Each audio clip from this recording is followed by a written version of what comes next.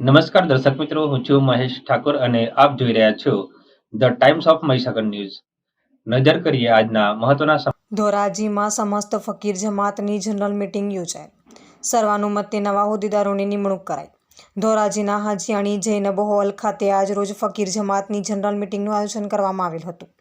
આ મીટિંગમાં સર્વાનુમતે નવા હોદ્દેદારોની નિમણૂક કરવામાં આવેલ, જેમાં પ્રમુખ તરીકે રજાક શાહ સોહરવર્દી, ઉપપ્રમુખ તરીકે હાજી રહીમ શાહ રફાઈ, ખજાનચી તરીકે નવયુવાન ઇમરાન શાહમદાર, કારોબારી સભ્યો ઇકબાલ શાહ કાદર શાહ રફાઈ, અશરફ શાહ સિરાજ શાહ રફાઈ, મોહન સિંહ શાહ સલીમ શાહ રફાઈ, સદામ શાહ કાદર શાહ સોહરવદી, અયાજ શાહ રફીક શાહ રફાઈ, સાહિલ શાહ બાવ શાહ સોહરવદી, સલીમ શાહ અબુ શાહ સોહરવદીની નિમણૂક કરવામાં આવી હતી.